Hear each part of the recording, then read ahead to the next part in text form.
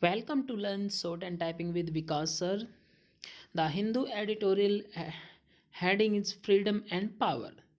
Basically इसमें क्या बोला गया है फ्रीडम एंड पावर में, यानी कि स्वतंत्रता एंड ताकत।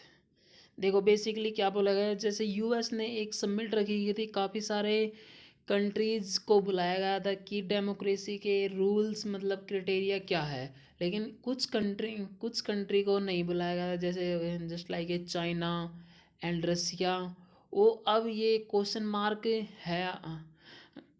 मार्क हुआ है कि उन कंट्री को क्या क्राइटेरिया रखा गया था कि क्यों नहीं बुलाया गया, उसी को लेकर ये आर्टिकल आपका। इसको हम डिटेल में डिक्टेट करेंगे एट द रेट 100 वर्ड पर minute. So be ready guys, start. Since his election campaign in last year, US President Joe Biden had promised to hold a summit for democracy in order to highlight the worrying trends around the world of growing authoritarianism and to bolster democratic institutions that appears to be faltering. While the concerns are genuine and Mr. Biden's successful delivery of his promise last week with a summit that saw 110 nations invited must be credited, it has also thrown up troubling questions. The State Department's decision to arbitrarily place restrictions on the invitee list has led to a controversy. In South Asia, the inclusion of Pakistan along with India and Nepal, but the exclusion of Bangladesh, Bhutan, and Sri Lanka raises serious doubts on the criteria applied. And if the quality of democracy and the importance of human rights were the criteria, then the question is which country is qualified to make that value based judgment? Question mark. Expectedly, the summit was roundly criticized for the most notable exclusions, Russia and China.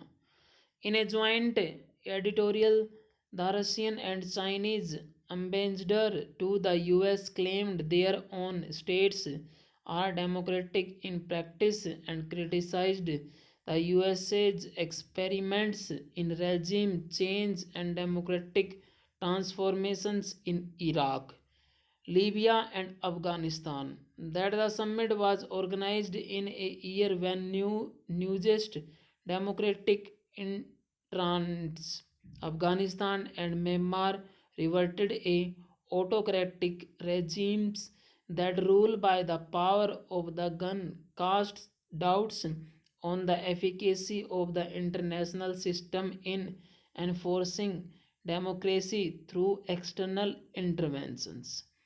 Apart from a more inclusive guest list, as a result, the summit would have done better to begin with a globally accepted definition for democracy and a common understanding of the challenges.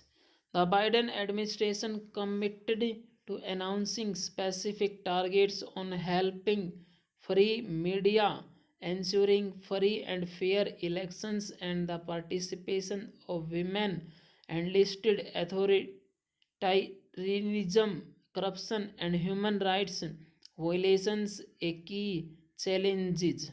Prime Minister Narendra Modi referred to the principles of inclusion, transparency, human dignity, responsive grievance redressal, and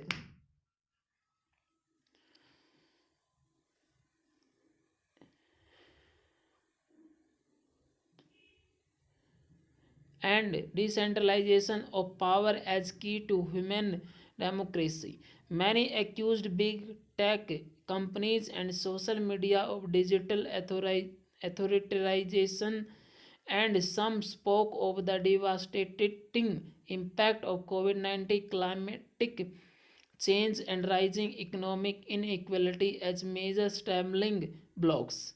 Few, however, were willing to concede the shortcomings in their own democracies.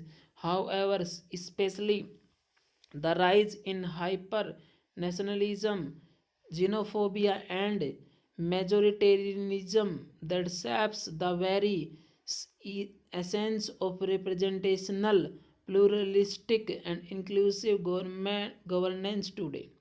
Democracy, like charity, begins at home and rather than making international pledges at summit level conferences. Elected leaders must keep their promises of freedom and equality for the people of demos that make up their nations. Full stop.